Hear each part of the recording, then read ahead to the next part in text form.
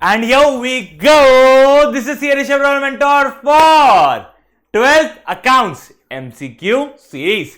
अब देखो राजा सर, आज सिर्फ कंपनी अकाउंट्स खत्म होगा? बेटा देखो, कंपनी अकाउंट्स आज अपलोड हुआ है, that is on 18th.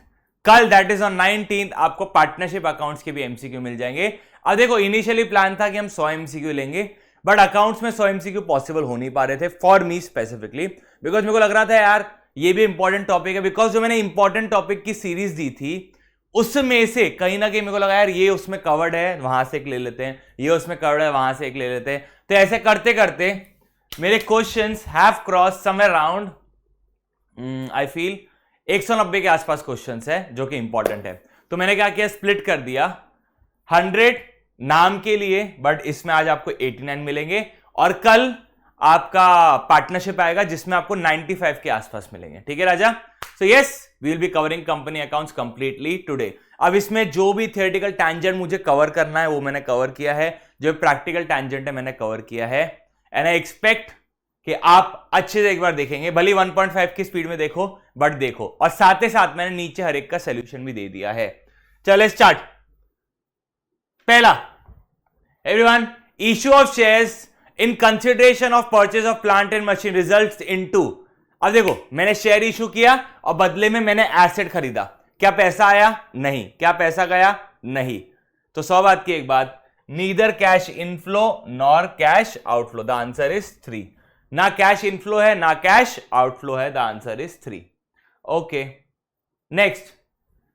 If net profit is 35,000 after writing of goodwill, मतलब गुडविल क्या हो चुका है? Minus. Okay, of ₹6,000 and loss on sale of furniture 1,000. Cash flow from operating. Okay sir, cash flow from operating बोला है. पहला, net profit before tax and extra ordinary item. Net profit before tax and extra ordinary item कितना है? 35. फिर non cash expense add करना पड़ता है. कितना है नॉन कैश एक्सपेंस? आपका गुडविल का write off is a non cash expense. 6,000 add. और कोई भी तरह का loss on sale of asset होता है तो भी क्या करना पड़ेगा आपको? Add, because non operating expense है. Okay sir, 1,000. तो 35, 36, 42. ओके गाइस, चल जहां मेरे को डिस्कशन करना है वहां मैं करूंगा. अभी कैश सेल्स, मैंने माल बेचा और बदले में रोकड़ा आया. कैश सेल्स ऑपरेटिंग है, इन्वेस्टिंग है, फाइनेंसिंग है कि क्या है?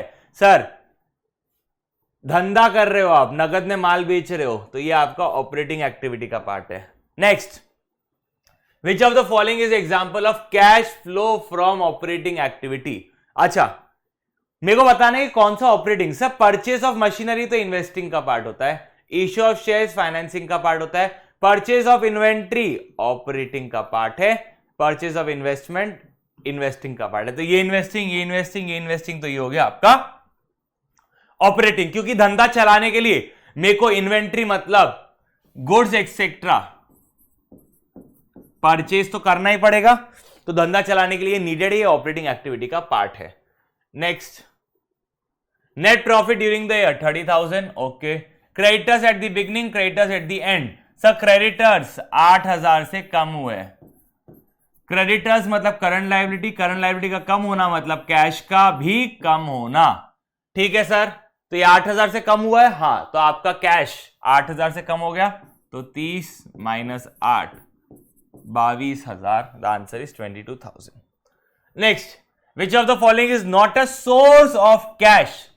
इनमें से कौन सी जगह से पैसा नहीं आता है? ठीक है सर, मैंने डिबेंचर इशू किया तो फाइनेंसिंग में प्लस, मैंने फिक्स्ड एसेट बेचा तो पैसा आया, फंड फॉर ऑपरेशन पैसा आया. सर, जब आप एक फिक्स्ड एसेट परचेज करते हैं तो पैसा माइनस होता है. तो आंसर क्या है आपका? This is the answer. Okay, analysis of cash flow is useful for. अब देखो, मैंने कैश फ्लो एनालिसिस किया, उससे क्या पता चलेगा मुझे? I can forecast. जो बहुत शॉर्ट टर्म पीरियड की प्लानिंग के लिए रहता है कि मेरे पास कहां से पैसा आया, कहां पे पैसा गया. अब मैं नेक्स्ट ईयर का भी फोरकास्ट कर सकता हूं, कहां से पैसा आएगा, कहां पैसा जाएगा. तो it's for a short term planning. Long term के हिसाब से कैश फ्लो काम का नहीं है, it's for a short term planning. ठीक है राजा। Next, following are true about cash and cash equivalent. अब देखो, आपको हमेशा बोला जाता है कैश एंड कैश इक्विवेलेंट में क्या क्या आएगा। सर कैश आता है, बैंक आता है, करंट इन्वेस्टमेंट्स आते हैं जो मार्केटेबल रहते हैं, सो ऑन एंड सो फोर्थ। तो आज मैंने आपको डेफिनेशन दे दिया कि ये ज्यादा लिक्विड रहते हैं, यहां पे मिनिमम रिस्क रहता है, मेच्योरिटी 3 मंथ्स और लेस देन 3 मंथ्स में है, तो इसका आंसर है ऑल ऑफ द अबव। ये तीनों का मतलब होता है कैश एंड कैश इक्विवेलेंट। तो ये आपका थियोरेटिकल टेंजेंट भी कवर कर देता है कि भाई साहब ये मोर लिक्विड है, यहां कम रिस्क है, और इनकी मेच्योरिटी मतलब यहां से पैसा 3 महीने और उससे कम समय में आ जाएगा। तो all of the above is the answer. Following cash flow statement according to AS3 is mandatory to. अब कैश फ्लो स्टेटमेंट किसके लिए मैंडेटरी है, मतलब उसे बनाना ही बनाना पड़ेगा। पहला, ऑल एंटरप्राइजेस, मतलब सारे बिजनेस एंटरप्राइजेस, सोल प्रोप्राइटर हो कि पार्टनरशिप हो, क्या उनको हर एक को बनाना है क्या? नहीं। Company listed in stock exchange, इनको तो बनाना ही पड़ेगा। Enterprise having a turnover expanding 50 crore, the answer is both. ये थियोरेटिकल है, इसलिए मैंने आंसर दे दिया आपको बोथ। आपको पता नहीं होगा बट मैंने ले लिया। ओके, तो वो एंटरप्राइज जिसका टर्नओवर स्पेंडिंग 50 करोड़ से ज्यादा है, या company listed in stock exchange, इनको कंपलसरी कैश फ्लो स्टेटमेंट बनाना है। Next, following is included in cash flow from operating activity. अच्छा सर, मैं ऑड मैन आउट करता हूं। Purchase of debenture financing, purchase of machinery investing, issue of share financing, तो ये हो गया आपका operating. Next, following are included in cash equivalent. Bank deposit रहता है, हां सर। ट्रेड बिल रहता है, हां सर। ट्रेजरी बिल रहता है क्या? अब देखो, ट्रेजरी बिल ना वैसे तो शॉर्ट टर्म पीरियड के लिए रहता है, एवरीवन कॉन्सेंट्रेट।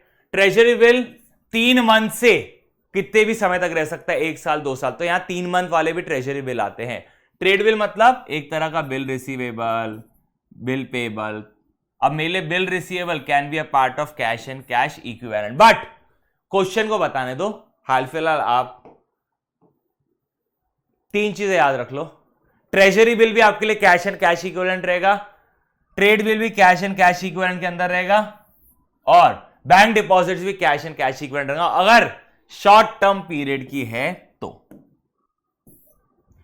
इन तीनों में कंडीशन क्या होनी चाहिए सेटिस्फाई, कि भैया ये मोर लिक्विड होना चाहिए, मिनिमम रिस्क होना चाहिए, और मेच्योरिटी इन 3 और लेस देन 3 मंथ्स। अगर ये तीनों वैलिड है तो वो क्या बन जाएगा?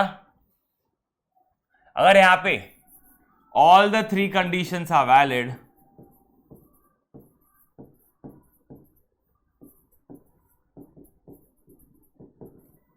तो क्या बन जाएगा? Cash and cash equivalent. Okay sir, cash flow statement is based upon accrual पे चलता है क्या? फ्यूचर के खर्चे आज अकाउंट फॉर होते हैं, वो अक्रूवल बोलता है। ठीक है, cash flow statement is based on cash basis of accounting, तभी तो उसका फ्लो है ना बेटा, कैश का flow. Okay, next, the formula for finding out debt to equity. अब ध्यान दो, यहां पे ना अपने को कंफ्यूजन होता है। डेट मतलब हम डिबेंचर बोलते थे, इक्विटी मतलब इक्विटी ना। The answer is long term debt upon share holders fund. Long term debt क्यों? बिकॉज ये सॉल्वेंसी रेशियो है, और सॉल्वेंसी रेशियो मतलब लॉन्ग टर्म पर्सपेक्टिव, तो यहां long term debt upon share holders fund. The answer is 1। ये answer है, ये भी नहीं है, ये भी नहीं है, ये भी नहीं है, नन ऑफ दिस तो हो ही नहीं सकता। Which of the following transaction will improve the current ratio? Current ratio किस वजह से बढ़ेगा? अच्छा सर, पहला, अगर मैंने क्रेडिट परचेज किया गुड्स का, अगर मैंने क्रेडिटर्स को पेमेंट किया, या मैंने कैश रिसीव किया कस्टमर से, या मैंने परचेज ऑफ गुड्स किया। अब देखो, मैं एक हाइपोथेटिकल बोलता हूं, एक चीज एग्जांपल लेते हैं। अब सर हमको नहीं समझ रहा, तो एक काम करते हैं, अज्यूम कर लेते हैं। Assume current ratio equals to 2:1, that is 2 lakh के मेरे एज करंट एसेट है और 1 लाख की मेरी करंट लायबिलिटी है। ओके सर, अब आपने गुड्स खरीदा कैश में, सपोज आपने 50,000 के गुड्स खरीदा, तो गुड्स किसका पार्ट है? Current asset. कैश किसका पार्ट है? Current asset. तो आपका करंट एसेट 50 से बढ़ा, करंट एसेट 50 से कम हुआ, तो टेक्निकली करंट एसेट में कोई चेंज नहीं, तो ये आंसर नहीं है, मेरे को इंप्रूव चाहिए। Cash receive from customer, customer मतलब डेटर, तो अब डेटर किसका पार्ट है? करंट एसेट का। अब जब मेरे को कैश रिसीव्ड होगी, कैश भी करंट एसेट का पार्ट है, तो करंट एसेट बढ़ेगा और डेटर से पैसा रिसीव हुआ तो डेटर कम होगा। Once again same amount, no change. Payment to creditor, अच्छा सर क्रेडिटर मतलब करंट लायबिलिटी, करंट लायबिलिटी को मैंने कम किया और इनको पेमेंट किया, तो मतलब मेरा कैश, कैश मतलब करंट एसेट भी कम आ जाएगा। लेट्स टेक एग्जांपल के लिए 50,000। ओके सर, तो 50,000 से करंट एसेट कम हो जाएंगे मेरे और 50,000 से मेरी करंट लायबिलिटी कम हो जाएगी, तो ये हो गया 1.5 लाख और ये हो गया 0.5 लाख। तो अब कितना हो गया? 1.5 lakh divide by 50,000, that is equals to 3/1। तो आपका रेशियो इंप्रूव होगा इससे।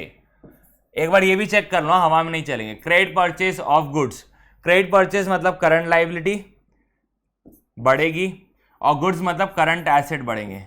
लेट्स टेक 50,000 से, तो 2 लाख के अब मेरे एसेट कितने हो जाएंगे? 50,000 के, और मेरी लायबिलिटी 1 लाख से बढ़ के कितनी हो जाएंगी? 1.5 lakh.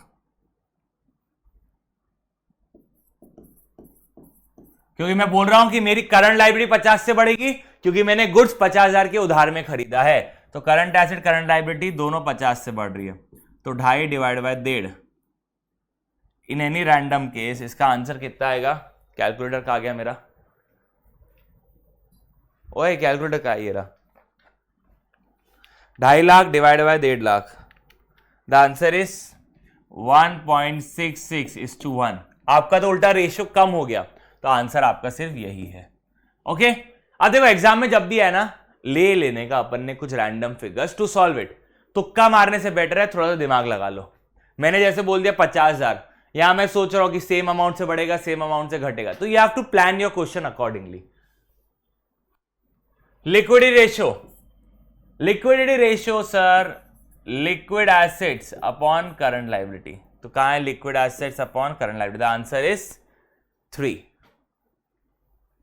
Next, when cash is 10,000, अच्छा कैश है 10,000, स्टॉक है 25,000,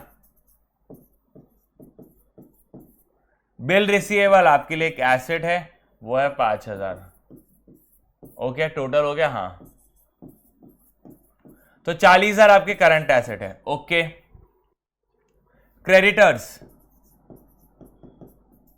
22,000 और ओवरड्राफ्ट बैंक का 8,000, तो ये हो गया 30,000। तो आपका करंट रेशियो क्या है? Current ratio equals to current asset upon current liability. Current asset है 40,000, करंट लायबिलिटी है 30,000। अब बहुत लोग इस ऑप्शन को टिक करेंगे 4:3, the answer is wrong. Sir 4:3 तो बन रहा ना बेटा, आपको अभी समझा रहा हूं, रेशियोज में 1:1 के फॉर्म में आएगा, 1:1। तो 4 divide by 3 is equals to 1.33:1। आपको ये यूज करना है, this is the correct answer. आपको समझ रहा है इस क्वेश्चन का इंपॉर्टेंस? आप घाई घाई में देखोगे 4:3, यहां टिक, अरे 4:3 आंसर नहीं है, 4 को 3 से डिवाइड करो, 1.33:1 आएगा। परफेक्ट, तो दिस इज द आंसर। ठीक है राजा, क्योंकि 1:1 में आपका आंसर रहना चाहिए। The satisfactory ratio, satisfactory ratio मतलब कहीं ना कहीं आपका ideal ratio for internal and external equity. Internal सुनो, इंटरनल मतलब आपका खुद का पैसा, that is share holder fund, और एक्सटर्नल मतलब बाहर वालों का पैसा, दैट इज डेट, वो भी लॉन्ग टर्म किस्म का। तो लॉन्ग टर्म डेट और शेयर होल्डर फंड किसका पार्ट होते हैं? सर ये डेट इक्विटी रेशियो का पार्ट होता है, और debt equity ratio ideally is 2:1। Debt equity ratio ideally कितना है? 2:1। अब आपको बता दो, अदानी का जो स्टॉक गिरा था रिसेंटली, अदानी का debt to equity was 50 times 1:1। ये मैंने पढ़ा था कहीं पे, बट यस अदानी बहुत ज्यादा ही कर्जे का आदमी है, तो 50:1 का उसका हिसाब किताब है। ओके, तो debt equity lower the better. हाँ, अब सर हमें ना एट टाइम्स ये थियरी का अपना जो भी रेशियो है उनका इंटरप्रिटेशन क्या होता है ये नहीं पता है, तो हम क्या करें, आपके पास जो भी बुक हो, टीएस ग्रेवाल हो, आपके पास डीके गोयल हो, उन बुक के अंदर ना इस चैप्टर के पीछे उसकी समरी गिवन है कि आखिर डेट इक्विटी रेशियो का आइडल क्या है, उसका मतलब क्या रहता है, सब गिवन है थियोरेटिकल पर्सपेक्टिव से। वह आपने एक बार जरूर पढ़ना। ठीक है राजा, चलो नेक्स्ट। अगर सेल्स आपकी 4,20,000 है तो सेल्स रिटर्न 20,000 है, तो आपका नेट सेल्स कितना हो गया सर? नेट सेल्स हो गया है 4 lakh. COGS cost of good sold कितना है? 80,000। सॉरी,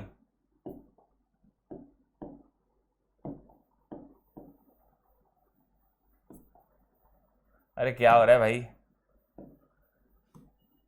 COGS है आपका 3,20,000। अच्छा सर, तो आपका gross profit equals to net sales minus COGS। Net sales कितना है आपका? 4 लाख रुपए। COGS कितना है? 3,20,000। तो ग्रॉस प्रॉफिट कितना है? 80,000। अच्छा sir, gross profit ratio find करना है, तो gross profit ratio is equals to gross profit upon net sales into 100। अब ये परसेंटेज के फॉर्म में रहते हैं।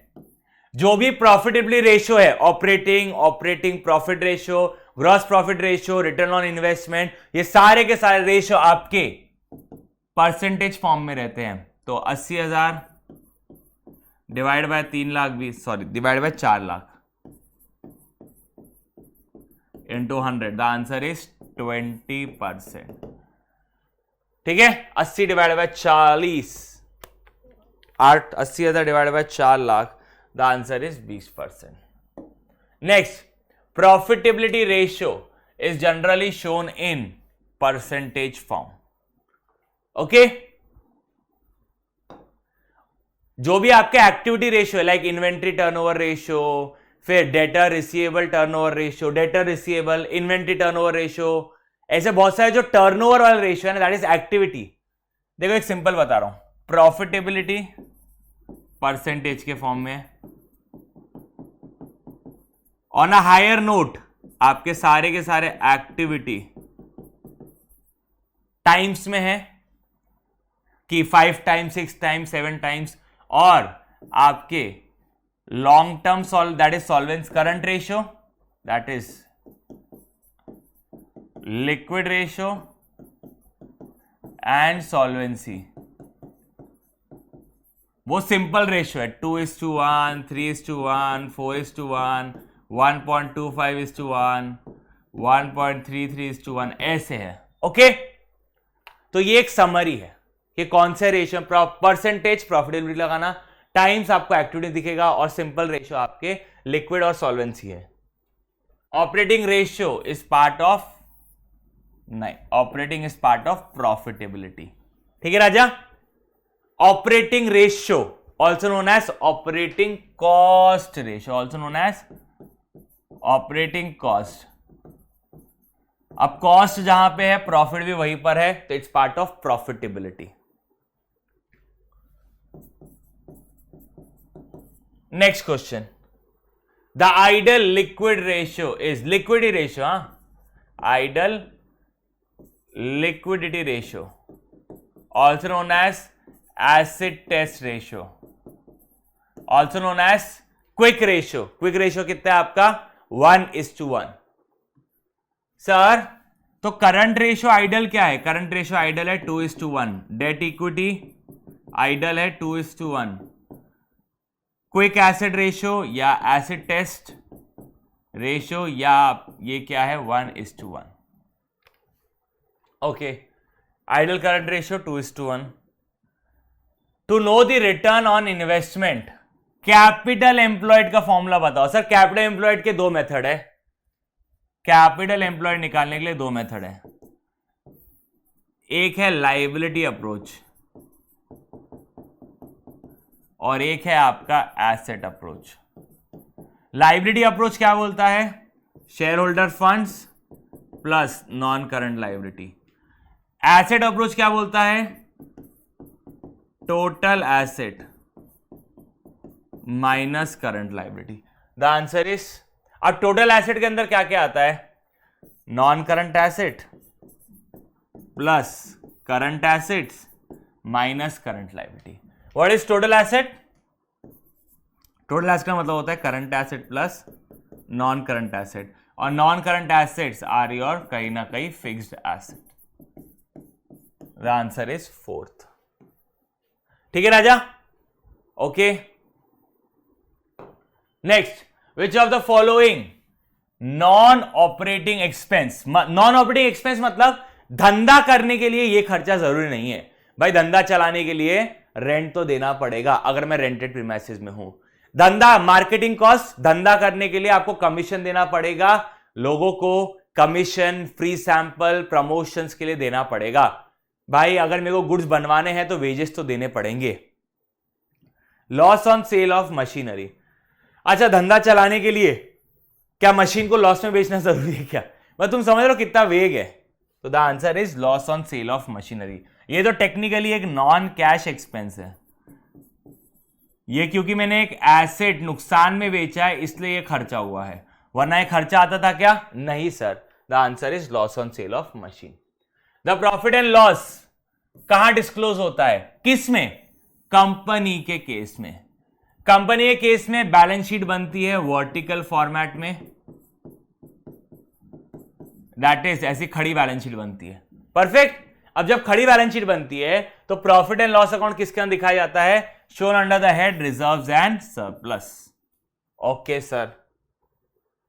Asset of the business classified as, अब यहां पे पता है बहुत क्लोज है, fixed and non fixed, tangible, intangible की current and non current. The answer is current and non current. Okay right. देखो asset were always classified prima facie current non current, फिर नॉन करंट के अंदर tangible, intangible. Sequence कैसे चलता है? Non current asset और current asset, non current asset के अंदर टैंजिबल और इंटैंजिबल आते हैं। नॉन करंट एसेट के अंदर टैंजिबल और इनटैंजिबल आते हैं, और टैंजिबल के अंदर फिक्स्ड एसेट आते हैं। समझे राजा? तो आपके लिए नॉन करंट एसेट और current asset is the answer. Financial statement are the dash product of accounting process. Accounting process क्या है? रिकॉर्डिंग, क्लासिफाइंग, 11 की बात है। तो कहना है सबसे आखिर में फाइनेंशियल स्टेटमेंट है, तो ये एंड प्रोडक्ट है अकाउंटिंग प्रोसेस का। Next, statement of profit and loss account is also called as operating profit. ना ना ना ना sir, profit and loss account में तो सारा हिसाब किताब आता है, भले ऑपरेटिंग हो कि नॉन ऑपरेटिंग हो। तो ऑपरेटिंग नहीं है, बैलेंस शीट तो हो नहीं सकता। आप कंपनीज के केस में, कंपनी के केस में कोई फंडा ही नहीं है। कौन सा फंडा? Trading and profit and loss account. ये फंडा आपका सोल प्रोप्राइटर पार्टनरशिप तक चलता है। कंपनी केस में profit and loss is known as income statement. ठीक है राजा? कंपनी के केस में trading, profit and loss account की कोई चीज ही नहीं है, इट्स ए इनकम स्टेटमेंट। बात खत्म। Next, debit balance. डेबिट मतलब लॉस होता है किस में? प्रॉफिट एंड लॉस में। अगर प्रॉफिट एंड लॉस में डेबिट बैलेंस है, इट्स लॉस। अब लॉस सोल प्रोप्राइटर रहता था या पार्टनरशिप रहती थी फर्म, तो मैं उसे बैलेंस शीट के एसेट साइड दिखा सकता था या कैपिटल में से माइनस। दो ऑप्शन है मेरे पास। बट अगर कंपनी है तो कंपनी के केस में ये दोनों चलेंगे क्या? नहीं। कंपनी केस में आपको उसको कहां दिखाना पड़ेगा? Under the head reserves and surplus as a negative item, because loss is negative, तो इसे नेगेटिव आइटम दिखाना पड़ेगा। अब सर डेबिट है और रिजर्व्स एंड सरप्लस तो क्रेडिट रहते हैं, तो क्रेडिट में से डेबिट माइनस होते हैं ना, तो it's a negative balance. Okay, इसलिए आपको क्या दिखाना पड़ेगा? It as a negative. Next, patents and copyrights fall under which category? Sir current asset भी नहीं है, लिक्विड एसेट भी नहीं है, इनटैंजिबल एसेट्स है। Okay, contingent liability. अब देखो, हो सकता है एप्पल पे किसी ने केस कर दिया हो, आपको पता हो या ना पता हो, बीच में एप्पल पे केस हो गया था, वन ऑफ द कंज्यूमर ने केस किया था कि तुम, जो मैंने पढ़ा था, पता नहीं एग्जैक्टली क्या है, बट लेट्स टेक एग्जांपल कि एप्पल पे केस हो गया कि आप ना हर अपडेट के साथ हमारी बैटरी खराब करते हो, हमारा कैमरा क्वालिटी खराब करते हो, ताकि हम नया फोन की तरफ अट्रैक्ट हो। ओके, तो ऐसा एक बंदे ने केस कर दिया एप्पल पे।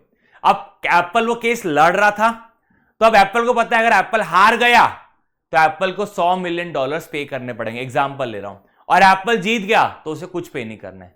ओके, बट अगर पे करना रह गया तो भैया $100 million is a big amount. Okay, तो अब एप्पल को अपने यूजर्स ऑफ फाइनेंशियल स्टेटमेंट में बताना पड़ेगा, फाइनेंशियल स्टेटमेंट है उनमें यूजर्स को बताना पड़ेगा कि भाई साहब देखो हम पे ऐसा केस हुआ है, और अगर हम केस हारते हैं तो हमें पैसा देना पड़ेगा। अब क्या कितना पैसा देना पड़ेगा पता है? नहीं। हो सकता है 100 मिलियन देना पड़े, हो सकता है 1 मिलियन देना पड़े, हो सकता है $1000 मिलियन देना पड़े जब तक केस एंड हो। तो कुछ पता है क्या? नहीं। तो there is no surety on the amount. जब तक अमाउंट श्योर नहीं है, क्या मैं उसकी अकाउंटिंग कर सकता हूं? क्या नहीं। अब तुम बोलोगे सर कि देयर समथिंग कॉल्ड प्रोविजन। आप पास्ट डेटा देख लो और उस बेस पे रिकॉर्डिंग कर दो। भाई मुझ पे पहली बार केस हुआ है ये वाला, ऐसा कोई पास्ट रिकॉर्ड है ही नहीं कि मुझ पे ऐसा केस हुआ हो कि मैं हारा कि जीता। ओके, तो मुझे ये चीज को कहां डिस्क्लोज करना पड़ेगा? फुट नोट में। तो इन शॉर्ट, कंटिंजेंट एसेट और कंटिंजेंट लायबिलिटी कहां शो होते हैं? फुट नोट में। कंटिंजेंट मतलब श्योर नहीं है पैसा देना है या नहीं देना है, दैट्स मीन एज कंटिंजेंट। और श्योर कब होगा? फ्यूचर में एक इवेंट है जो कि कोर्ट का वर्डिक रहेगा। अगर कोर्ट के हिसाब से मैं हारा तो मुझे पे करना पड़ेगा, मैं जीता तो मुझे पे नहीं करना पड़ेगा। और कौन बताएगा कितना पे करना है? कोर्ट बताएगा। तो एवरीथिंग इज डाइसी, तो इसलिए it's contingent. Provision for provident fund. अब जब भी आप प्रोविजन पढ़ते हो ना, अंदर से फुट डेटर डेटर डेटर में से प्रोविजन में, ये कौन सा प्रोविजन है? Provision for provident fund. Okay, provident fund is a liability, तो उसका प्रोविजन भी क्या हो जाएगा? लायबिलिटी। उसका प्रोविजन भी क्या हो जाएगा? Liability. The answer is non current liability. क्योंकि provident fund is a non current liability, तो उसका प्रोविजन भी कहीं ना कहीं क्या हो जाएगा? Non current liability. Next, which of the following is not a part of financial statement? As पर कंपनी फाइनेंशियल स्टेटमेंट मतलब क्या होता है? Statement of profit and loss, balance sheet, cash flow statement. ये minimum 3 are part of financial statement. Ledger account पता नहीं ये क्या है, दिस इज द आंसर। क्या ये फाइनेंशियल स्टेटमेंट का पार्ट होता है क्या? नहीं सर, ये तीनों तो होते ही चाहिए। As per provisions of companies act 2013, under which section final accounts of the company are prepared and shall represent true and fair view? The answer is, देखो बेटा, पहले क्या होता था? कंपनीज एक्ट का 1956 था, पुराना एक्ट, उसमें ना सेक्शन 210 था, पुराने एक्ट के हिसाब से 210। बट अब हम कौन से एक्ट में पहुंच चुके हैं? Companies act 2013। तो as per companies act it's section 129। The answer is 129। 2013 के अंदर 129 है, जो पुराना एक्ट था उसके अंदर 210 था। क्या 210 आज वैलिड है क्या? नहीं। तो we are shifting to 129। According to which part of schedule 3? अब वो बोल रहा है कि बैलेंस शीट का जो फॉर्मेट है वो कहां गिवन है, कौन से शेड्यूल? शेड्यूल नंबर 3 है, उसका कौन सा पार्ट है? Part 1 of schedule 3 of companies act 2013। Part 1 ऐसे लिखा जाता है, part 1 of schedule 3 SCH of companies act 2013। ठीक है। Balance sheet of the company is now prepared in vertical form. Horizontal is for sole proprietor and partnership. Company के case में it's क्या है? वर्टिकल। कंपनी केस में क्या है वो? वर्टिकल। आगे बढ़ते हैं। डिबेंचर्स आर शोन, अरे डिबेंचर्स है, लॉन्ग टर्म है भाई साहब। अब मुद्दा क्या है, शॉर्ट टर्म लोन है क्या, नहीं। करंट लायबिलिटी है क्या, नहीं। शेयर कैपिटल है क्या, नहीं। और याद रखना debentures are secured loan. Normally debenture are secured loan, ठीक है। और and if any amount of debenture is redeemable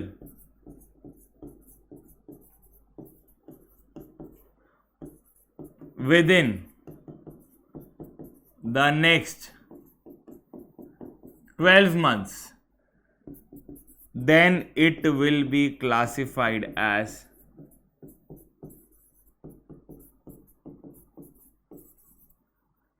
short term loan. But फिर भी ये कौन सा रहेगा, सिक्योर्ड। शॉर्ट टर्म हो कि लॉन्ग टर्म हो, वो क्या रहेगा, सिक्योर्ड ही रहेगा।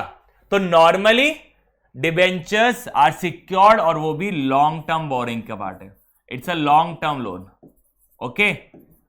बट एट टाइम्स क्या होता है ना, आपको क्वेश्चन में दे देता है कैश फ्लो में कि रिडम्पशन ऑफ डिबेंचर्स, तो जो भी रिडम्पशन ऑफ डिबेंचर्स देता है that's part of current liability. जो 12 महीने के अंदर डिबेंचर रिडीम करने हो करंट लायबिलिटी, उसके अलावा नॉन करंट। नॉन करंट मतलब लॉन्ग टर्म लोन हो जाएगा, ठीक है राजा। तो अभी सर हम इधर क्या मान ले बेटा, सिक्योर्ड लोन है एंड ऑल्सो मैं अज्यूम कर रहा हूं long term borrowings, okay.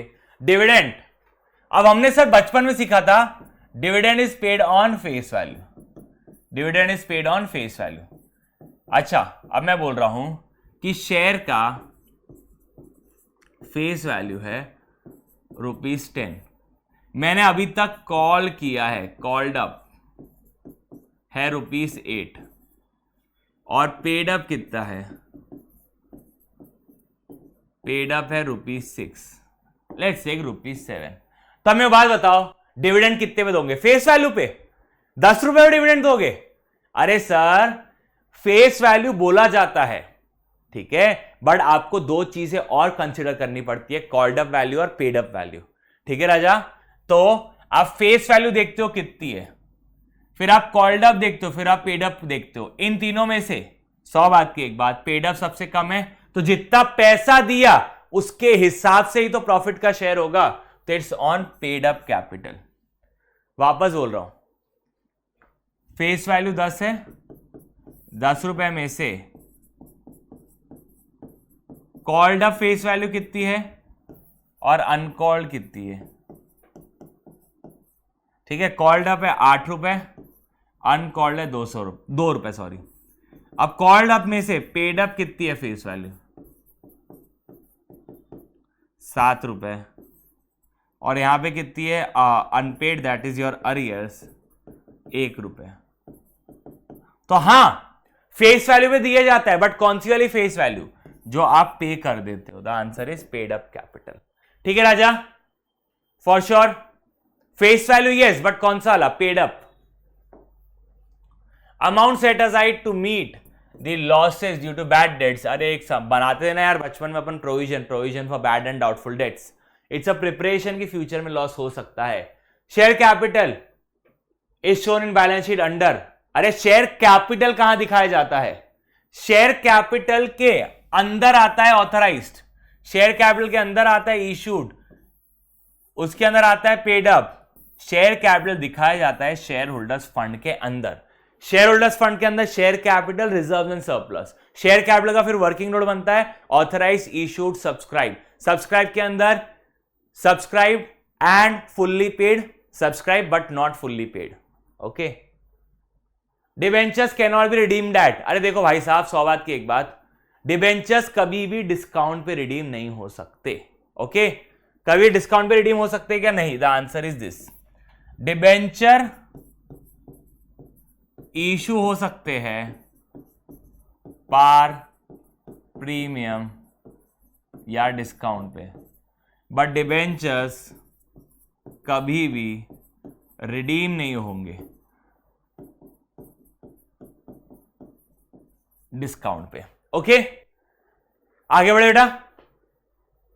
Next, premium on redemption of debentures is generally provided eight the time of.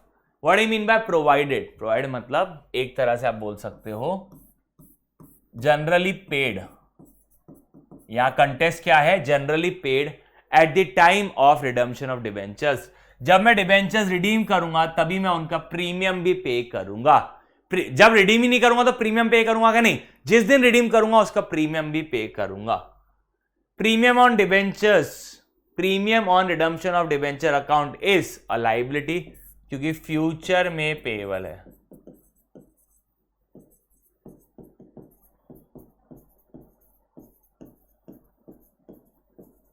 Future में क्या है? पेएबल है। सॉर्ट है यहां तक? Okay, next, when debentures are issued at par and redeemable at premium, the loss on such issue of debentures is debited to profit and loss account, debenture application allotment account, loss on issue of debentures या premium। Sir पहले हम उसे debit करते हैं loss on issue of debentures, फिर year and पे या depending upon the question and the scenario ये लॉस को हम राइट ऑफ करते हैं पहले सिक्योरिटी प्रीमियम रिजर्व से, और दूसरा हम उसे profit and loss statement of profit and loss account में डाल देते हैं। सर पहले कैपिटल रिजर्व भी था ना? पहले था, बट सीबीएसई ने अमेंड कर दिया है और कहा है कि जो भी loss on issue of debentures है पहले आप उसे डेबिट कर दो इशू की एंट्री में ही, उसके बाद वो जो लॉस है उसको पहले आप एसपीआर सिक्योरिटी प्रीमियम रिजर्व से सेट ऑफ करोगे, और अगर सिक्योरिटी प्रीमियम रिजर्व कम हो गया या नहीं है तो आप कहां उसे करोगे? Statement of profit and loss से सेट ऑफ। ठीक है राजा? सो पहले loss on issue of debentures account create होगा। When debentures are issued at discount and redeemable at premium, which of the following accounts are debited at the time of issue of debentures? ये तो किए थे, loss on issue of debentures दो बार copy paste हो गया उसे। 6000 debentures of 10 each what discharge? पहली बात, लाइबिलिटी कितनी थी पैसों के फॉर्म में? 6000 डिबेंचर्स, और हर डिबेंचर का रेट कितना है? 10 रुपए। ओके, तो ये हो गया टोटल 60,000। What discharge? डिस्चार्ज मतलब एक तरह बोलते हो paid by issuing equity shares of 10 each eight 20% premium. मतलब मेरा फेस वैल्यू कितना है इक्विटी शेयर का? 10 रुपए, प्रीमियम है 20%, और premium is also always calculated on face value, तो 20% हो गया 2 रुपए, तो मेरा इशू प्राइस कितना हो गया? 12 रुपए। तो भैया 60,000 रुपए देने हैं, नंबर ऑफ शेयर्स 60,000 देने हैं, और हर शेयर का वैल्यू 12 रुपए, तो ये हो गया 5,000 शेयर्स। कितना हो गया? 5,000 शेयर्स। ओके, चलो आगे। बीएसटी लिमिटेड, दिशा मैम आ गया, उनका सब्जेक्ट आ गया। बीएसटी लिमिटेड वॉन्ट्स है, वॉन्ट्स है, हाँ ये वॉन्ट्स है, wants to redeem 900 10% debentures of 100 each at 105, तो amount to be paid. Sir 900 debenture है, हर डिबेंचर में 100 की चीज 105% पे, मतलब कितना पे करना है? 105 रुपए पे करना है पर डिबेंचर, तो 900 इंटू 105 94,500 पे करना है। Okay, by converting them into equity shares of 10 each eight 9, मतलब मैं कन्वर्ट कर रहा हूं और मैं उन्हें 9 रुपए के भाव से एक शेयर दे रहा हूं। Number of shares 94,500 divided by 9. 94,500 divided by 9. The answer is 10,500. ज्यादा दिमाग लगाओगे ना दिमाग में खराबी जाएगी, तो इसलिए सॉरी 10,500। ठीक है, सिंपल सिंपल सोबर रखो, कितने पैसा देना है और पर शेयर का इशू प्राइस क्या है, बस बात खत्म। Deep Limited issued 10 lakh 7% debentures of 100 each at a discount of 4%. Number of debentures issued. कितने डिबेंचर्स इशू हुए? 10 लाख के, सॉरी 10 लाख डिबेंचर्स इशू हुए, ठीक है। डिस्काउंट कितना दिया हमने? डिस्काउंट पर डिबेंचर 4%। अच्छा, 4% of what? 4% of ₹100, that is 4 रुपए का डिस्काउंट दिया पर डिबेंचर। ओके सर, और 5 साल बाद मैं प्रीमियम पे करूंगा 6%। क्या 5 साल बाद मेरे को प्रीमियम देना है, प्रीमियम ऑन रिडम्पशन पर शेयर 6%। किसका 6%? फेस वैल्यू का। 6% of face value is ₹100, that is ₹6। तो 100 बात की एक बात, आज मेरे को पता है कि 4 रुपए का डिस्काउंट का लॉस है और 6 रुपए मेरे को फ्यूचर में देना है, तो टोटल लॉस पर डिबेंचर 10 रुपए,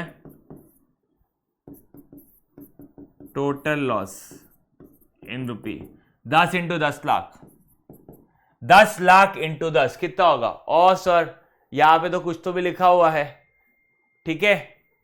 अब कैसा? हमको तो समझ ही नहीं रहा, हम तो ऐसा करते नंबर ऑफ इश्यू। अब सुनो बेटा, Deep limited issued ₹10 lakh 7% debentures of 10 each. अब देखो मेरे पास तो आंसर ही नहीं है, मैं कॉन्फिडेंट हूं कि मैंने सही कैलकुलेट किया। फिर मेरे को यह समझना पड़ेगा कि भाई साहब वहां प्रिंट नहीं हुआ है कि टोटल वैल्यू कितनी है। टोटल वैल्यू है डिबेंचर की 10 लाख रुपए। Okay, 10 lakh divide bye 100, 0 0 cut, 0 0 cut, 1 2 3 4, तो 10,000 इंटू कितना है? 10, 1 लाख।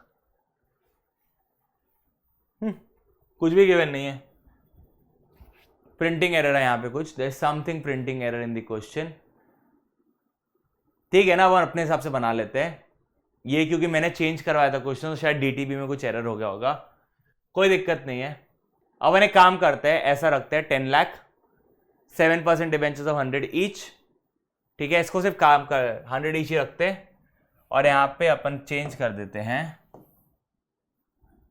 कोई फर्क नहीं पड़ रहा भाई, एग्जाम में ऐसा कभी नहीं आने वाला। 100 बात की एक बात, वो कुछ प्रिंटिंग एरर हुआ है क्वेश्चन में, तो unnecessary let's not roam around. आप कंटेस्ट तो समझ गए हो। 10 लाख रुपए के डिबेंचर्स है, 100 रुपए का एक डिबेंचर, तो टोटल डिबेंचर हो गए मेरे 10,000। 10,000 पे 10 रुपए का लॉस है, तो टोटल लॉस कितना आ गया? 1 लाख रुपए। The answer is 1। आंसर 1 ही था पहले से ही, बट कुछ प्रिंटिंग का एरर है, पता नहीं क्यों। Okay, let's not go into that. चलो, डिबेंचर सर्टिफिकेट एक तरह क्या मैं बोल सकता हूं लोन सर्टिफिकेट है, वो प्रूफ है कि तुमने आगे वाले को लोन दिया है। डिबेंचर सर्टिफिकेट मेरे पास है तो मैंने प्रूफ है कि मैंने उसे लोन दिया हुआ है, ठीक है राजा। Debenture holders are creditors of the company. अब ये वो वाला क्रेडिटर्स नहीं है, सुनो, सेल परचेज वाला। जब आप इंसॉल्वेंसी एंड बैंक्रप्सी कोड पढ़ोगे, एक कोड है, लॉ का कोड है एक अंदर, इंसॉल्वेंसी एंड बैंक्रप्सी कोड, ये पूरा ऑल टुगेदर एक कोड है। ये कोड के अंदर क्रेडिटर्स को भी कौन सा दर्जा दिया गया है? क्रेडिटर्स का। ओके, आपके debenture holders are also creditors of the company. Creditors मतलब इन शॉर्ट उन लोगों को जिनको पैसा देना है। In case of issue of debentures as collateral from the bank which account will be debit. देखो, सबसे पहले मैंने लोन लिया होगा तो बैंक अकाउंट डेबिट होगा टू बैंक लोन। ओके, फिर सर आप अगर डिबेंचर को कोलैटरल देते हो तो debenture suspense account debit to -% debenture account. Okay sir, अब वो बोल रहा है debited sir debenture account. Sir bank क्यों नहीं लिया?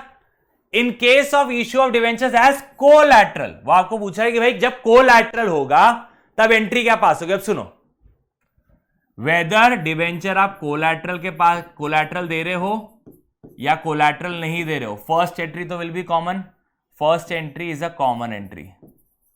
वो आपसे ये सुनना चाहते, देखो अब ये क्वेश्चन का इंटरप्रिटेशन होता है। हाँ, अब मैंने एक क्वेश्चन लिया है, क्वेश्चन में इंटरप्रिटेशन है। क्या इंटरप्रिटेशन है? देखो, जब भी आप डिबेंचर्स इशू करते हो, सॉरी, जब भी आप बैंक से लोन लेते हो, तो जब आप बैंक से लोन लोगे तो बैंक अकाउंट डेबिट तो बैंक लोन तो होगा ही। आपने अपने डिबेंचर्स कोलैटरल पे दिए या नहीं दिए वो डिसाइड करेगा। अगर आपने डिबेंचर्स एज अ कोलैटरल नहीं दिए तो एंट्री नंबर 1 आएंगी सिर्फ, बात खत्म। बट अगर आपने एज अ कोलैटरल दिए तो एंट्री नंबर 1 तो आएगी और एंट्री नंबर 2 भी आएगी। ओके, सॉरी, तो आपका डेबिट क्या हो रहा है? आपका डेबिट हो रहा है डिबेंचर सस्पेंस अकाउंट डेबिट। तो आपका डिबेंचर सस्पेंस अकाउंट डेबिट हो रहा है। देखो, आप क्वेश्चन को इंटरप्रेट करो, ये तो कॉमन है, bank account debit to bank loan. तो आपसे वो जानना चाहता है कि वो नहीं, वो ये जानना चाहता है अगर कोलैटरल के हिसाब से दिया तो अब कोलैटरल के लिए आपको एंट्री नंबर 2 पास करनी पड़ेगी। तो उसमें कौन सा अकाउंट डेबिट होता है? डिबेंचर सस्पेंस अकाउंट डेबिट होता है। एक सेकंड गाइस,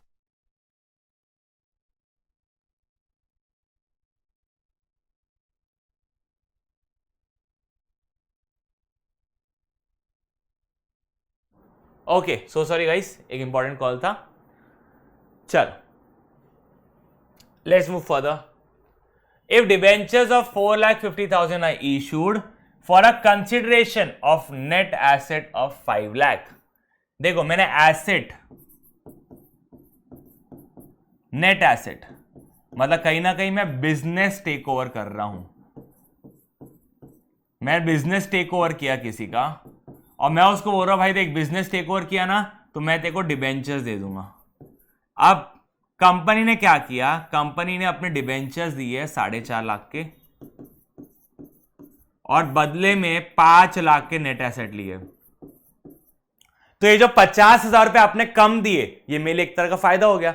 मेरे पास एसेट आए 5 लाख के लिए, उसके अगेंस्ट में मैं पैसा पे करने वाला हूं 4.5 लाख। तो 50,000 एसेट के साइड पे ज्यादा है, तो आपकी एंट्री क्या हो जाती है? यहां पे एसेट अकाउंट डेबिट, मैं नेट पास कर रहा हूं।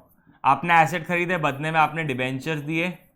अब आपने एसेट खरीदे 5 लाख के, खरीदे मतलब टेक ओवर किए, आप डिबेंचर दे रहे हो 4.5 लाख। तो आपके लिए कहीं ना कहीं फायदा है। कौन से नेचर का फायदा है? कैपिटल नेचर का। तो ये कहां ट्रांसफर हो जाएगा? कैपिटल रिजर्व में। कितना? 50,000। तो आपको पूछ रहा है कि 50,000 will be credited to profit and loss? नहीं सर। गुडविल? नहीं, गुडविल ऑलवेज डेबिट। तो यहां पे होगा क्या? नहीं। General reserve? नहीं sir, it's a capital reserve, because ये कैपिटल नेचर का प्रॉफिट है। जब भी आप किसी कंपनी को महंगे में खरीदते हो, किसी धंधे को महंगे में खरीदते हो तो गुडविल आता है, सस्ते में खरीदते हो तो कैपिटल रिजर्व आता है।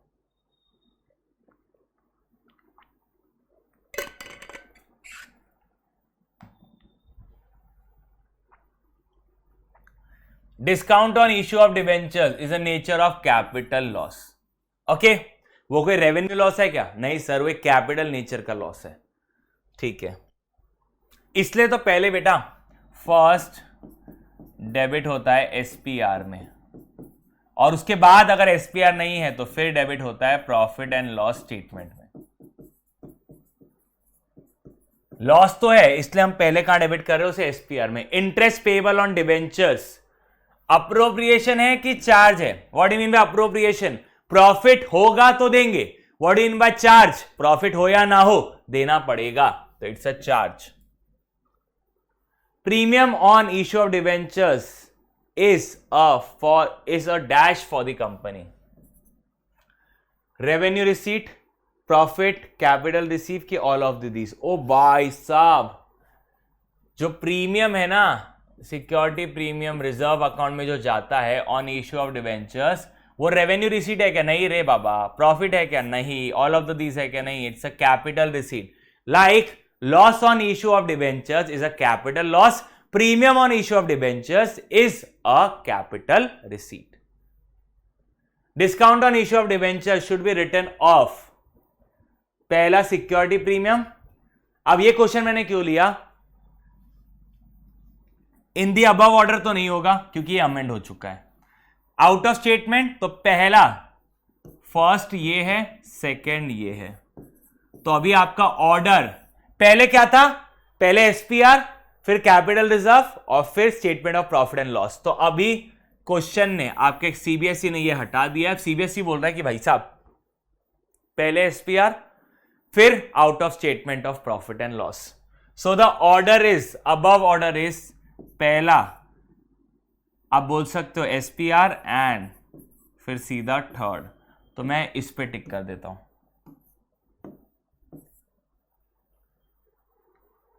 F Limited purchased a machinery of book value of 4 lakh. The consideration was paid by issue of debentures 100 each at a discount of 20%. तो आपने 4 लाख का एसेट खरीदा तो amount to be paid 4 lakh. कैसे, 100 की चीज 20% डिस्काउंट में, दैट इज 80 रुपए में। तो एक डिबेंचर कितने का रेट हो गया, 80 रुपए। 100 रुपए का डिबेंचर बट कितने में दे रहा हूं, 80 रुपए में। तो ये हो गया आपका 8 5 40, 5000 डिबेंचर्स। ठीक है, कितने डिबेंचर्स हो गए sir, number of debentures is 5000।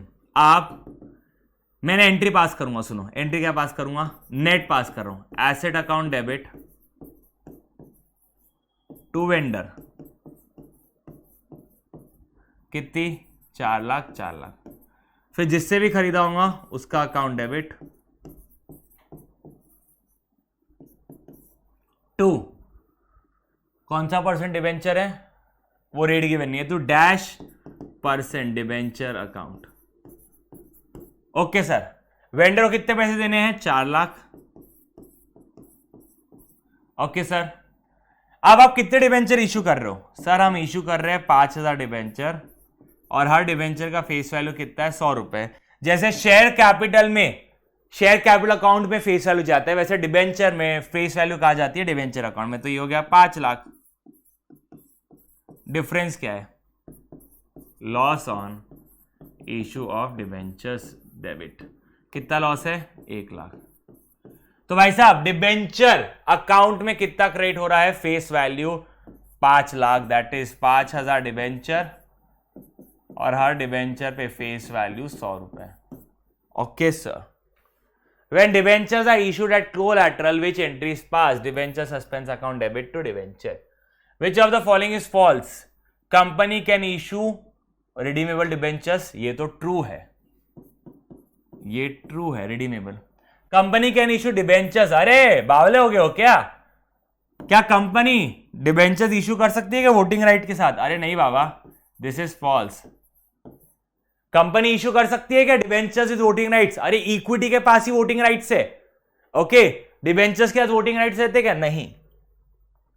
Debenture holders are एक तरह के money lenders oblique creditors of the company. Dash can not be redeemed during the life time of the company. बोलो, preference are redeemable, max life is 20 years।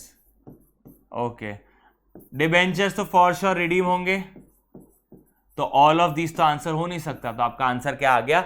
Equity. Answer क्या आ गया? Equity. Shares can be issued at par, discount पे सिर्फ sweat equity, हाँ premium, yes, the answer is all of this. क्या हम shares को डिस्काउंट पे इशू कर सकते हैं? Yes, but only to the employees of the company. और शेयर्स का नाम क्या रहेगा? Sweat equity shares. ओके राजा, पक्का, चिंता मत करो, अपन 63 तक पहुंच गए, ज्यादा नहीं। 19 क्वेश्चन, 19 भी नहीं, 89 है, तो टेक्निकली लास्ट 16 क्वेश्चन है। शांति से पेटी बांध के बैठो अपनी सीट। 16 क्वेश्चन 16 मिनट में कोशिश करूंगा खत्म करने की, ठीक है? इससे आगे नहीं बढ़ेंगे अपन।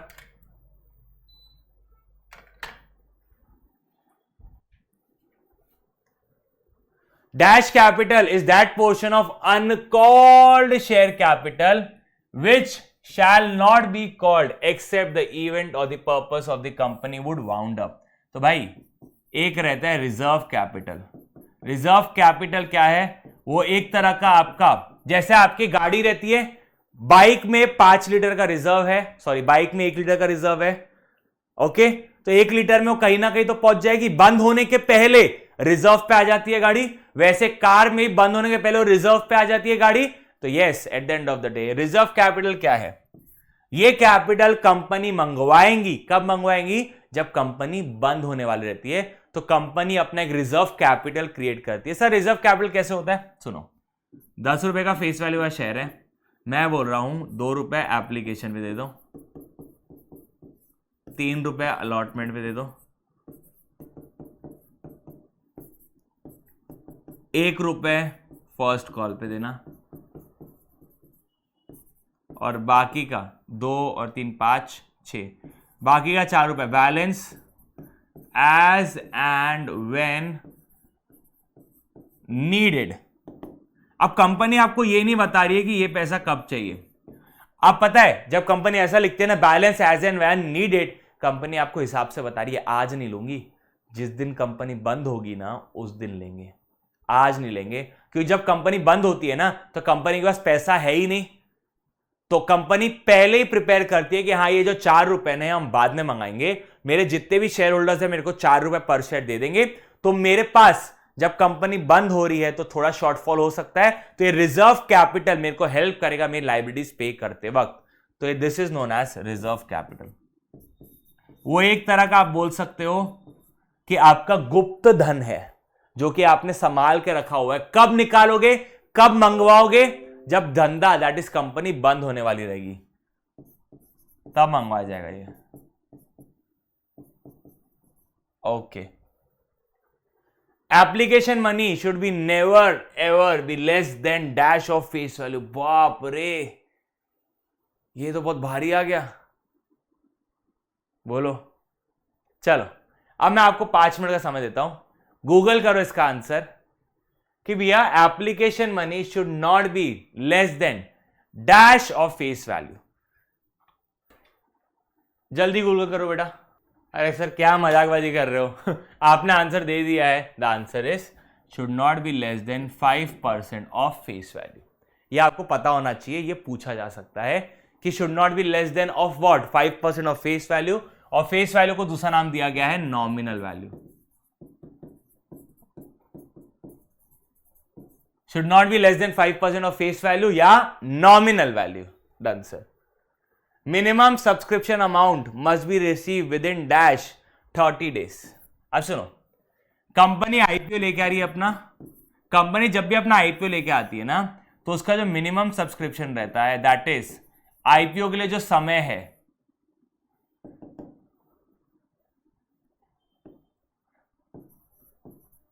जो भी उसका मिनिमम सब्सक्रिप्शन है ना वो कब तक आ जाना चाहिए? With in 30 days. अब वो आईपीओ हो कि वो एफपीओ हो, उसके लिए क्राइटेरिया है कि 30 दिन के अंदर आपका मिनिमम क्लॉज सेटिस्फाई होना चाहिए। और मिनिमम कितना है? 90%। Call amount should not exceed, ओहो, calls amount should not exceed dash of face value. बेटा देखो ये सब कंपनीज एक्ट के अंदर लिखा हुआ है, should not exceed 25% of face value. 5% should be minimum application and 25% is the max call money. ठीक है राजा? मिनिमम 25% ऑफ एप्लीकेशन और call money that is first call कितना, फाइनल कॉल कितना, 25% ज्यादा नहीं होना चाहिए। क्योंकि आप जब 25% ज्यादा मांग रहे हो ना, आप प्रेशर बना रहे हो अपने शेयर होल्डर्स पे, पैसा दे पैसा दे पैसा दे पैसा दे। Section dash of the companies act provides condition which must be followed for share issued at discount, section 53। अब ये पिछले 3-4 क्वेश्चन है ना, एक बार आपने एग्जाम के पहले जरूर देख के जाना चाहिए। 5% on application, 25% on max call. Section 53 of the companies act is responsible, जो आपको बताता है डिस्काउंट के बारे पे on shares. Interest on calls in arrears 10%, perfect. Calls in arrears पे 10, कॉल्स इन एडवांस पे 12%, इजी। सर आपने 16 बोले थे, वो तो मैंने ऐसे ही बोला था, मजाक मस्ती अपनी जगह। Discount oblique loss allowed on re issue of debenture should be debited to. Sir जब भी हम री इश्यू करते हैं ना तो bank account debit, share forfeiture account debit होता है, तो जो भी डिस्काउंट है वो कहां डेबिट होता है, शेयर फॉर फ्यूचर अकाउंट में। Okay sir. Amount of security premium may be also called as, अब देखो वो बोल रहा है कि सिक्योरिटी प्रीमियम कब कब कॉल किया जा सकता है। सर एप्लीकेशन मंगा सकते हैं हाँ, अलॉटमेंट पे हाँ, कॉल्स पे हाँ, any of the three. Joel वो बोल रहा है कि क्या हम एप्लीकेशन मंगा सकते हैं हाँ, क्या अलॉटमेंट मंगा सकते हैं हाँ, क्या कॉल्स पे that is first call second call में मंगवा सकते हैं प्रीमियम हाँ, क्या एनी ऑफ दी 1 2 3 आंसर हो सकता है क्या, बिल्कुल sir. Joy limited issued 1 lakh equity shares of 10 each, the amount was payable as ₹3 on application 4 and on first and final call balance, तो 3 4 और 3 है, टोटल मिला के 10। Application for 95,000 shares were received and shares were allotted to all the applicants. Okay. Sonam, to whom 500 shares were allotted, failed to pay allotment money. Acha. Gautam paid his entire amount due, including the amount due on first and final call on 750 shares allotted to him along with allotment. अब हुआ क्या? Sir मैंने 95,000 shares दिए हैं। Okay अब इसमें सबसे पहले एक बंदा है, वो कौन है, सोनम। सोनम बोली मैं 500 शेयर पे पैसा नहीं दे सकती, तो इसके अलावा किसी और ने डुबाया क्या, नहीं, तो मेरे को 94,500 शेयर्स पे 4 रुपए तो मिलेंगे। उसके अलावा एक बंदा है गौतम, जिसके पास है 750 शेयर्स। किसके पास है, 750 शेयर्स।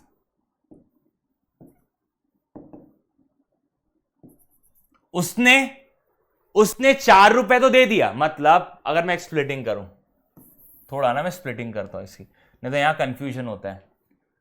94,500 शेयर, सॉरी 95,000 शेयर्स है। अब इसमें से सोनम के पास है 500 शेयर, गौतम के पास है 750 शेयर, और उसके अलावा अदर्स। ओके तो अदर्स कितने हो गए, 95,000 माइनस 500 माइनस 750, अदर्स हो गए 93,750। ओके अब अलॉटमेंट पे कितने लेने थे, 4 रुपए पर शेयर। क्या इसने दिया, नहीं, इसने दिया हाँ, इसने दिया हाँ। अब गौतम बहुत रईस आदमी है, इसने फर्स्ट कॉल का, that is first and final call का 3 रुपए भी दे दिया, मतलब इसने 3 रुपए भी दे दिया। तो टोटल गौतम ने कितना पैसा दिया, गौतम ने 750 शेयर पे 4 रुपए भी दिए और उसके 750 शेयर पे 3 रुपए भी दिए, और इन्होंने सिर्फ और सिर्फ 93,750 इंटू 4 रुपए दिए, बिकॉज अभी तक फाइनल कॉल तो आया ही नहीं था, फर्स्ट एंड फाइनल कॉल मंगवाया नहीं, तो ये लोग देंगे क्या, नहीं, ये अलग रईस था, इसने एडवांस दिया हुआ है। ठीक है, इसने क्या दिया हुआ है, एडवांस। तो टोटल कितना पैसा मिला, 750 पे 7 रुपए मिले, 750 शेयर पे 7 रुपए मिले, और 93,750 पे 4 रुपए मिले, ये हो गया 3,80,250। देखो रईसी इसको चढ़ी है हाँ। अब ये मत बोलना कि इन्होंने पैसा डुबाया, नहीं बेटा, अभी तक कॉल ही नहीं आया क्या ना, क्या हमने कॉल किया क्या, नहीं, तो जब हमने कॉल ही नहीं किया तो ये लोग पैसा दे पाएंगे क्या, नहीं, ये लोग रईस नहीं है, ये बहुत रईस है। तो इसने क्या बोला, ओए इधर आओ, तुम क्या बार बार फोन करते रहते, तुम एक काम करो, तुम फर्स्ट एंड फाइनल कॉल का पैसा लेके चले जाओ। तो इसके पास रईसी थी, ये गर्मी में था, तो 3,80,250। The answer is 3। Nirmal limited issued 50,000 equity shares of, गरम हो रहा है यार, कभी ठंडी होती कभी गर्मी होती शे।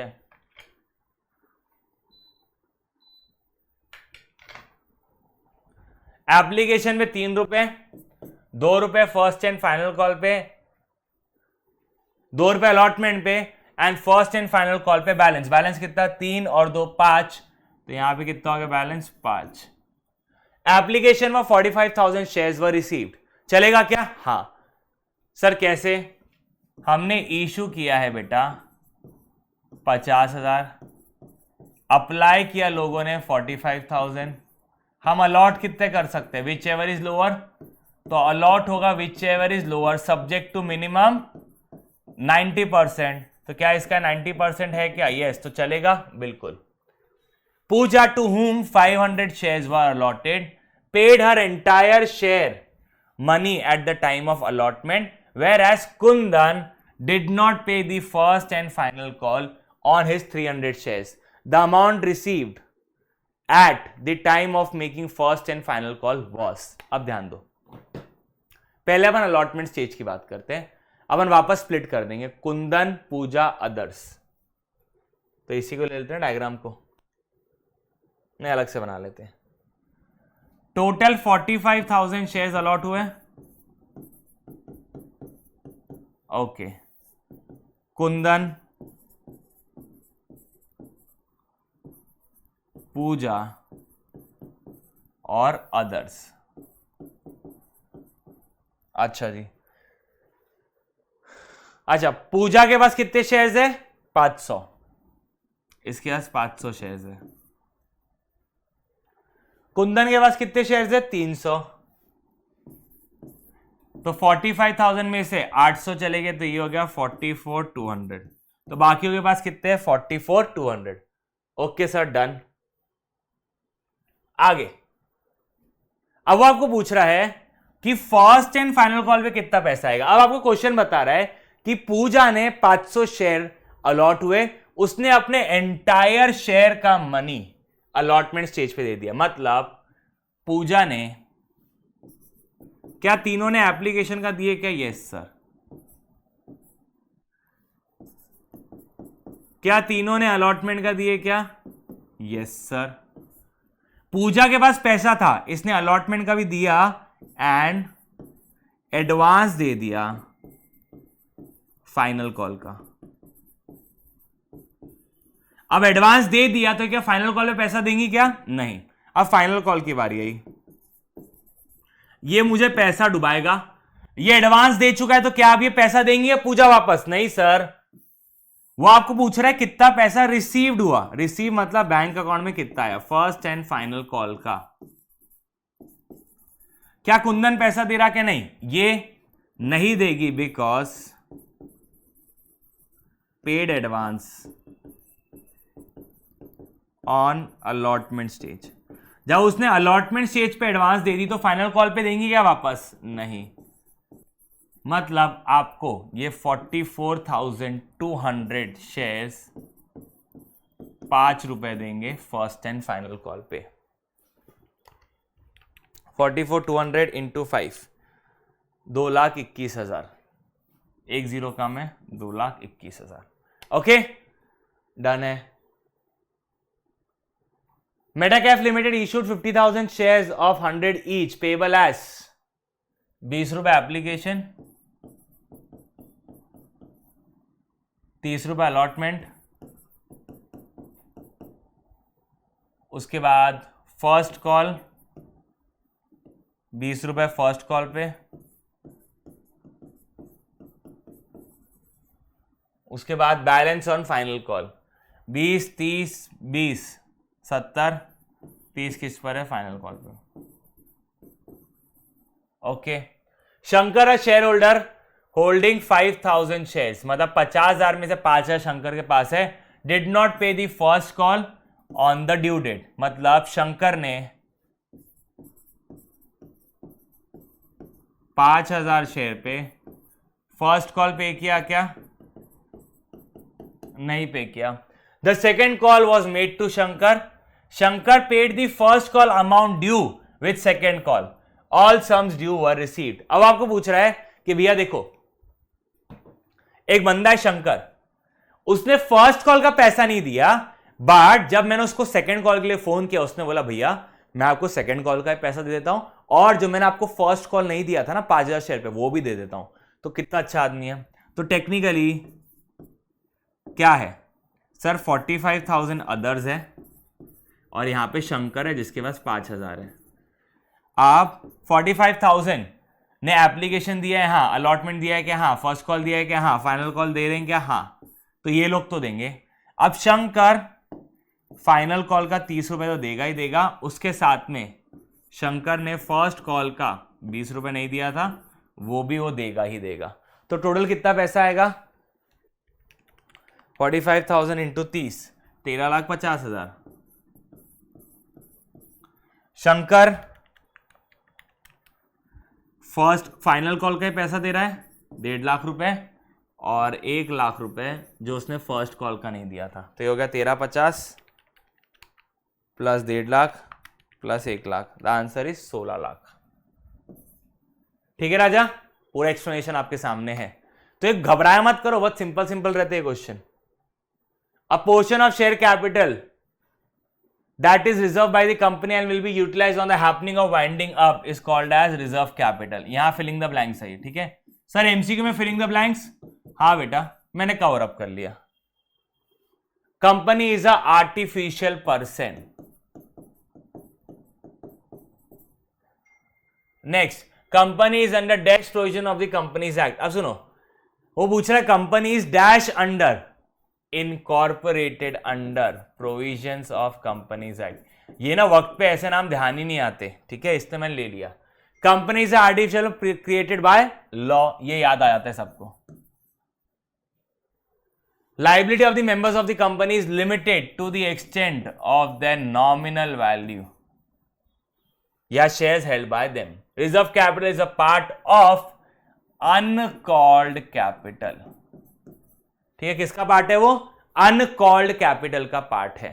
Okay sir, the purpose of creating dash capital, देखो जो रिजर्व कैपिटल है ना वो क्यों बनाया जाता है, पहला मेरे को जिस दिन लगा उस दिन मंगवाऊंगा, और उससे जो मेरे अनसिक्योर क्रेडिटर्स है, मतलब जो मुझे पैसा दे रहे हैं, जो मुझे उधार में कुछ दे रहे हैं, वो देखते हैं यार कंपनी डूबी तो इनके पास पैसा है क्या, हाँ वो देख रहे हैं अरे इनके पास रिजर्व कैपिटल है 4 रुपए पर शेयर का, कंपनी डूबी तो 4 रुपए पर शेयर इनके शेयर होल्डर्स देंगे, तो कहीं ना कहीं मेरा पैसा डूबने की प्रोबेबिलिटी कम है। तो रिजर्व कैपिटल से थोड़ा बहुत कहीं ना कहीं अश्योरेंस मिलता है किन्हें, अनसिक्योर क्रेडिटर्स को, कि हमारा पैसा डूबेगा नहीं। Okay, fixed dividend is allowed on equity shares, पागल हो गए क्या, the answer is false, the answer is false, ये ट्रू एंड फॉल्स है। Private placement refers to issue of shares privately without disclosing the facts. देखो बेटा, बीच में जियो और फेसबुक का डील हुआ था, जियो और गूगल का डील हुआ था, फिर जियो और अरामको का डील हुआ था। ये तीनों डील के फैक्ट्स डिस्क्लोज किए गए थे कि जियो को एक्सपांड करना है, टेक्नोलॉजिकल एनहांसमेंट करना है, इसलिए पैसा लिया जा रहा है, और इसलिए पैसा प्राइवेटली प्लेस किया जा रहा है अंडर प्राइवेट प्लेसमेंट। अब प्राइवेट प्लेसमेंट का रीजन बिना बताए कर सकते हो क्या प्राइवेट प्लेसमेंट, नहीं, आपको बताना पड़ेगा। अगर पब्लिक लिमिटेड कंपनी प्राइवेटली कुछ प्लेस कर रही है,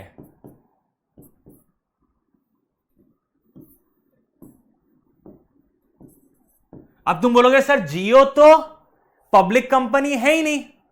अरे बेटा, जियो की जो पेरेंट कंपनी रिलायंस, वो तो पब्लिक कंपनी है ना, उस वजह से अगर आप ऑब्जर्व करोगे जियो की parent company Reliance public company है। अब रिलायंस का पैसा है जियो में डाला हुआ है, तो कहीं ना कहीं पब्लिक कंपनी का पैसा ही जियो में डाला हुआ है। यस, तो जियो आप बोल सकते हो पब्लिक कंपनी की एक तरह का आप बोल सकते हो सिस्टर कंसर्न है। ओके, तो आप जब जियो का प्राइवेट प्लेसमेंट कर रहे थे तो आपको बताना पड़ा कि क्यों किया। यस, आप यूज कर लो, आप कहीं पे पढ़ लो, why did Jio privately placed shares to Google या फेसबुक, तो आपको पूरा आइटिनरी मिल जाएगा, पूरा रीजनिंग मिल जाएगा, तो आपको रीजन जस्टिफाई करने पड़ते हैं। द आंसर इज, क्या विदाउट कर सकते हो क्या, नहीं, you have to tell the reason.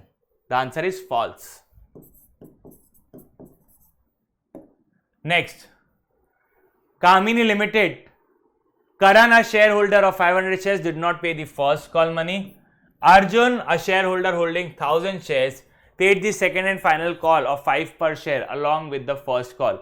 Pass an exchange entry amongst the company received by opening calls in Arias Concert Advance account.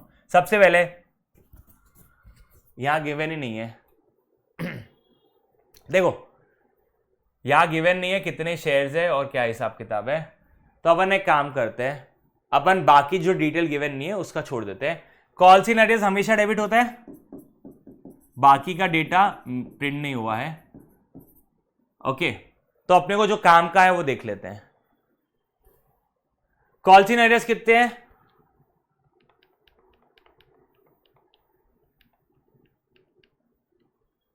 Sir 500 shares है और हर शेयर पे जो भी अमाउंट होगा वो नहीं मिला। फर्स्ट एंड फाइनल कॉल 3 रुपए। ओके, हाँ तो अब ठीक है, मैं लिख देता हूं टोटल शेयर्स मिल गया डेटा 1 लाख है जो कंपनी ने इशू किया है।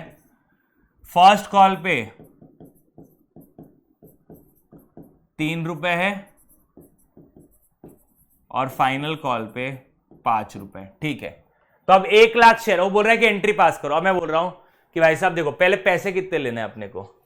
सर हमको पैसे लेने हैं 1 लाख शेयर, हर शेयर पे 3 रुपए लेने हैं, दैट इज टोटल 3 लाख रुपए लेने हैं। बट आपको सर 3 लाख रुपए लेने तो आपने क्रेडिट 3 लाख कर दिया, बट एक बंदा है उसने पता है एडवांस दे दिया, और एक बंदा है जिसने पैसे डुबाए। कॉल्स इन एरियर्स हमेशा डेबिट होगा, तो sir calls in arrears account क्या हो गया? डेबिट 1500।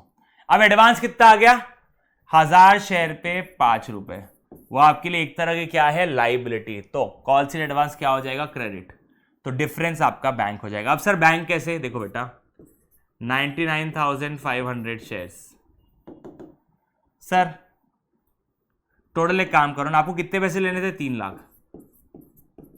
हाँ राजा, अब क्या हुआ? इसने 1500 नहीं दिए, 500 शेयर पे 3 रुपए, 1500 दिए क्या? नहीं। और एक बंदा है जिसने अपने 1000 शेयर पे एडवांस दे दिया है 5 रुपए, तो ये कितना हो गया? 3,03,500। तो bank account debit 3,03,500, calls in arrears debit 1500 to first call 3 lakh and two calls in advance 5000। ठीक है राजा, लास्ट 4 क्वेश्चन पक्का। Where will you show calls in arrears in balance sheet? Calls in arrears कहां जाएगा? Sir calls in arrears subscribe but not fully paid up में से minus होता है। ये देखो आंसर आपके पास है। ठीक है, डिडक्टेड कहां से? Subscribe but not fully paid से। Where will you show calls in advance? Sir calls in advance आपके लिए अदर करंट लाइबिलिटीज में आती है। A Limited forfeited 100 shares of 100 issued at a premium of 20% for non-payment of first call, that is 30%. अब सुनो, and final call 10%. Assume, state the minimum price at which shares should be reissued. अब सुनो, assume face value to be ₹100. क्या लिखा हुआ? ए limited forfeited share of 100 मतलब ₹100 issued at a premium of 20, तो आपके फेस वैल्यू कितनी हो गई? 10। अब उसने क्या बोला? फॉर नॉन पेमेंट ऑफ कौन सा पैसा नहीं मिला?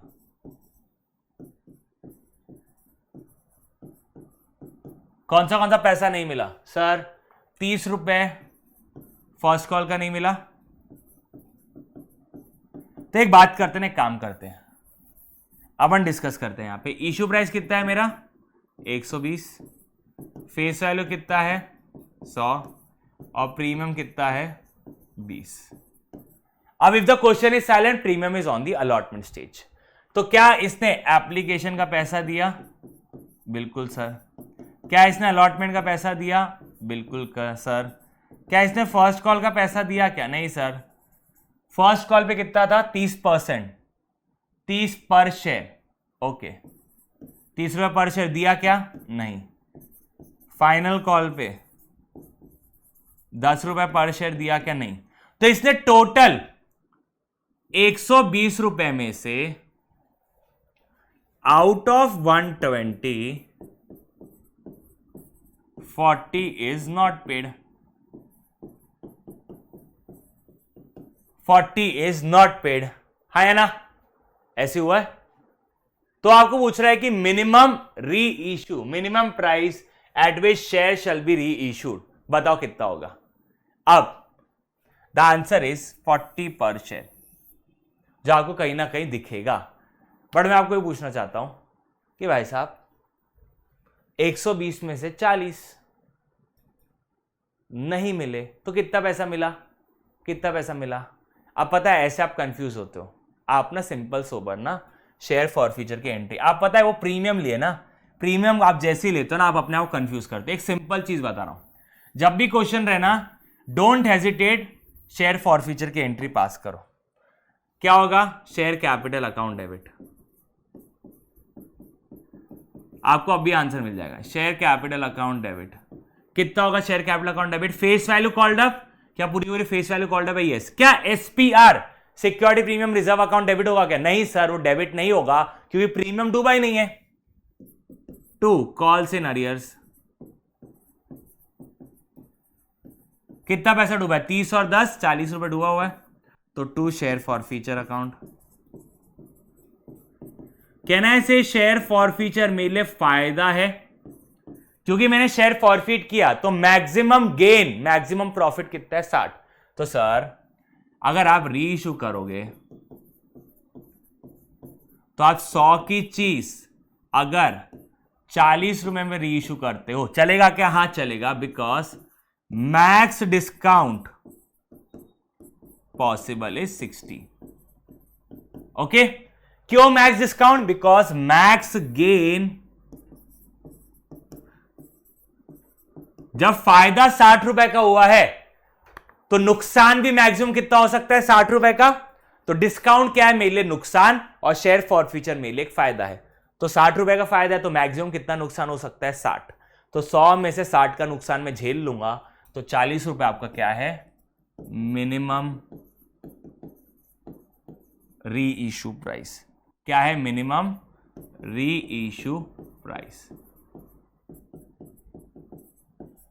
ठीक है राजा, वो वही लॉजिक है, जितना कमाया मैक्सिमम उतना गवा सकता हूं, कमाया कितना 60 पर शेयर, गवा कितना सकता हूं 60 पर शेयर, तो 100 में से 60 गवा दिया तो 40 का डिस्काउंट, सॉरी 40 पे री इशू, 100 में से 60 मैक्सिमम डिस्काउंट है तो मिनिमम री इशू हो गया 40 रुपए।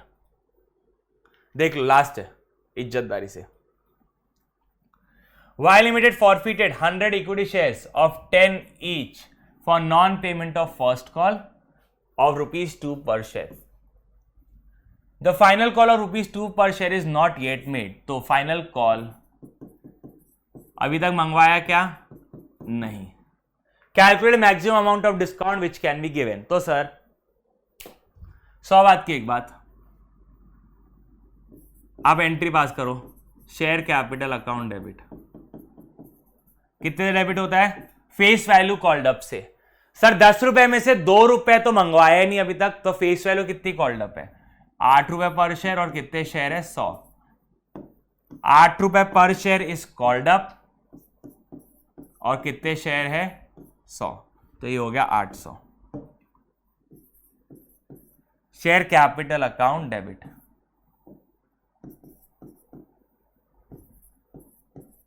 100 इंटू 8 800।